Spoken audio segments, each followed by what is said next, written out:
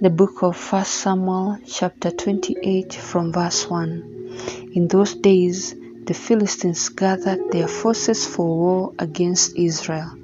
Achish said to David, "Understand that you and your men shall go with me to battle." David said to Achish, "All right, you shall know what your servant can do."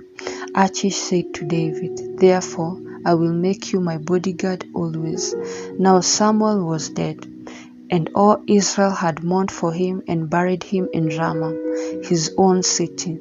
And Saul had put the mediums and the wizards out of the land. And the Philistines assembled and came and encamped at Shunem. And Saul gathered all Israel, and they encamped at Gilboa. When Saul saw the Philistine host, he was afraid. His heart trembled greatly.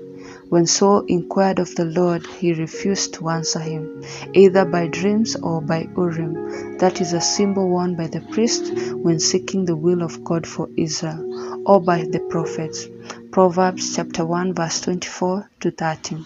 Then Saul said to his servants, "Find me a woman who is a medium between the living and the dead, that I may go and inquire of her."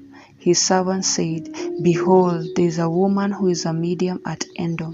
So Saul disguised himself, put on other raiment, and he and 2 men with him went and came to the woman at night.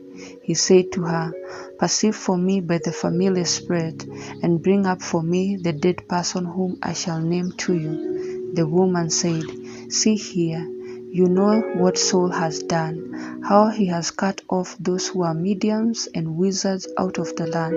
Why then do you lay a trap for my life to cause my death?" And Saul swore to her by the Lord, saying, "As the Lord lives, there shall no punishment come to you for this." The woman said, "Whom shall I bring up for you?" He said, "Bring up Samuel for me." And when the woman saw Samuel, she screamed and said to Saul, "Why have you deceived me? For you are Saul."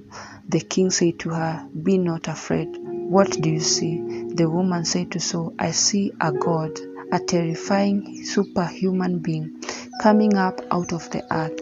He said to her, "In what form is he?" And she said, "An old man comes up, covered with a mantle." And Saul perceived that it was Samuel, and he stooped with his face to the ground and made obeisance. And Samuel said to Saul, "Why have you disturbed me to bring me up?" Saul answered, "I am bitterly distressed, for the Philistines make war against me, and